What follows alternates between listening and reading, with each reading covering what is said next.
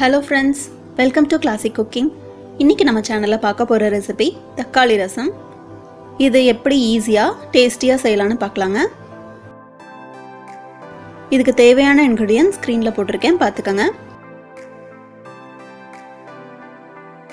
First கொஞ்சமா ஒரு சின்ன நெல்லிக்காய் சைஸ்ல புளியை ஊற வச்சுக்கலாம். 4 தக்காளி கழுவி எடுத்துருக்கேன். அதை கட் பண்ணி மிக்ஸி ஜார்ல போட்டு அரைச்சு எடுத்துக்கலாம். இப்போ இந்த அரைச்ச தக்காளியை வடிச்சு விதைகள் எல்லாம் எடுத்துடலாங்க. மழைக்காலங்கள்ல தக்காளியில சின்ன சின்ன புழுக்கள் இருக்க வாய்ப்பு இருக்கு. அதனால கட் பண்ணி பார்த்து பயன்படுத்துங்க.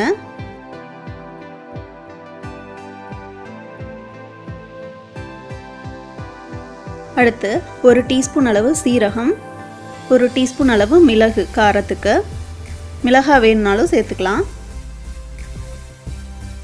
4 வெந்தயம், கொஞ்சமா கருவேப்பிலை, கொத்தமல்லி கொஞ்சம். இந்த கருவேப்பிலையும் கொத்தமல்லியும் அரைச்சு போடும்போது நல்ல ஒரு வாசனை கிடைக்கும். 2 சின்ன வெங்காயம் சேர்த்து நல்லா பொடியா அரைச்சு எடுத்துக்கலாம். அடுத்து ஒரு கடாயில 1 டீஸ்பூன் நெய் விட்டு கடுகு போட்டு பொரிஞ்சதும் கருவேப்பிலை, காய்ந்த மிளகாய் போட்டு தாளிக்கணும்.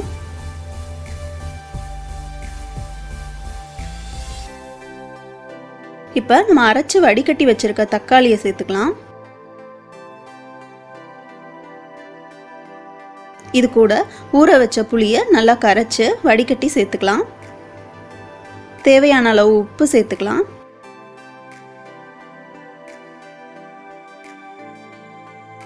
கூடவே 1/2 டீஸ்பூன் அளவு மஞ்சள் தூள் சேர்த்து பச்சை வாசனை போற வரை கொதிக்க விடணும்.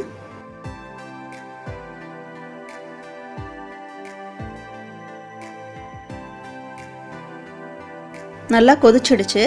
இப்போ தேவையான அளவு தண்ணி சேர்த்துக்கலாம். பொடி பண்ணி வச்சிருக்க மிளகு சீரகம் சேர்த்து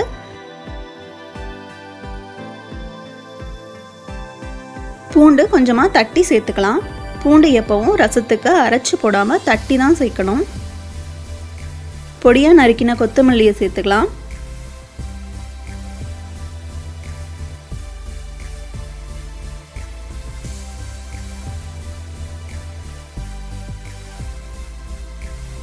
கடைசியா 1/4 டீஸ்பூன் அளவு பெருங்காயம் சேர்த்து கொதி வர்ற ஸ்டேஜில் ஸ்டவ் ஆஃப் பண்ணிடலாம். மிளகு, சீரகம், பூண்டு எல்லாம் நல்லா மருத்துவ குணம் கொண்டதுங்க.